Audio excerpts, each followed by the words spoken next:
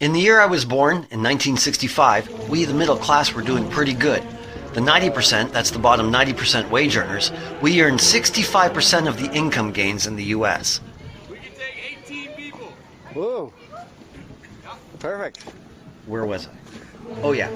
We had 65% in 65. We collectively had 2/3 of the pie. In 2011, our share of that piece of the pie was only 11%. Over the very short span of my lifetime, we have lost 88% of the piece of the pie that we had in the year I was born. North Americans have to buy their food to survive. We have to pay for shelter and all kinds of basic needs, and it takes a lot of money to feed, clothe, and shelter all 315 million of the middle class. We need a certain size piece of the pie just to survive. You don't go from owning 65% of your society to below 50%, down to 30%, and then all the way down to 10%, and expect it to stop without changing our behavior. 7, kaboom! We don't know where it's going to blow. Without doubt, without change, we will keep having less. We have no idea how low we can go before she blows up. But she will, and that's our economy we're talking about. In your left hand is one brand. This brand we always buy. This brand has been around forever. In fact, the guy who started this company has been dead for 150 years. While babies who are born into this bloodline are treated to Prince lifestyle, generations after generation, thanks to our continued brand support and our continued paying for their advertising costs, which leads back to our repeated brand support. Money from our money pool will supply our prince with anything his heart desires. Mansions, yachts, $1,000 champagne. It's all paid for by the consumer, by us, his whole life. He just signs his name. It's window cleaner, mustard, headphones, coffee, burgers, franchises, frozen shrimp, a measuring tape, whatever. All the money this family could ever need is built into the price we pay for the products we buy. This applies to the thousands of logos we support on a regular basis. The middle-class shrinking money pool is paying for their mansions, its electricity, its grass to be cut. As much as we're paying for the police station, its electricity, and its grass to be cut. Oh, just because buying a brand is optional, while paying taxes for the lights at the police station is not optional, means absolutely nothing. Both are equally financed by the middle-class money pool. They are both middle-class infrastructure costs. So the product in your left hand is billionaire baby great-grandson.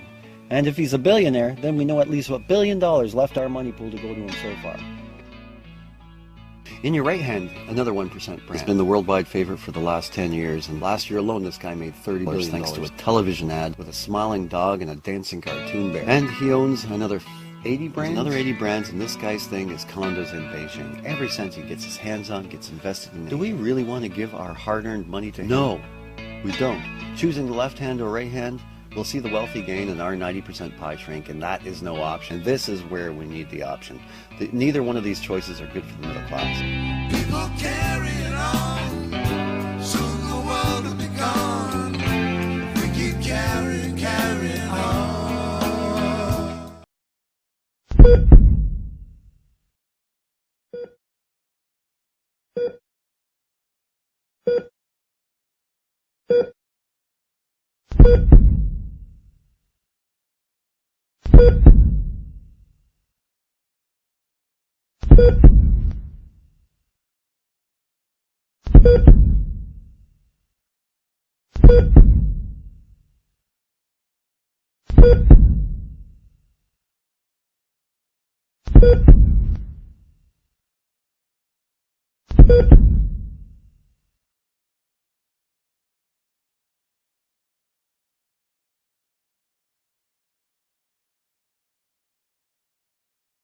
There are two pools of money within society, and the size of our piece of the pie can make you or it can break you.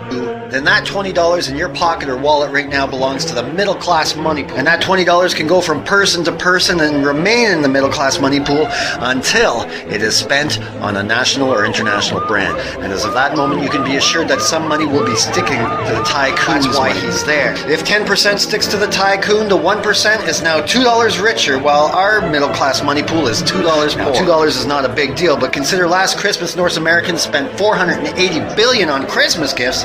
That would mean another 48 billion went straight into the tycoon's money. At that point, it's the tycoon's discretion whether any of that money returns to our money pool or it's gone forever. There are 50 malls being constructed in India and Asia for every one new mall in North America. So if the 1% have all the money, which they do, we know where they're spending it. We must consider that when we spend money on big business, on a publicly recognized logo or brand, assume that they are very wealthy, and after you hand over your money for that money won't be returning to our money pool again because it's gone. Each time we purchase a recognizable brand, we are collectively poor and the 1% has more. That is the rich getting richer. The consumer support of big business and the logo is the root of our economic problem. It is the root of the economic problems for the entire developed world. This is evacuation number one. We are evacuating our middle class money. We're in an evacuation. We're not in a recession. If we all give our money to a small group of people, we create the super rich few and the super poor many. We have a giant evacuation of our middle class money pool, and it's to the wealthy. We are over supporting brands. Brand support is killing society. Evacuation number one is to the 1%, to the logo. When we support brands, we support the rich, and when the rich are getting richer,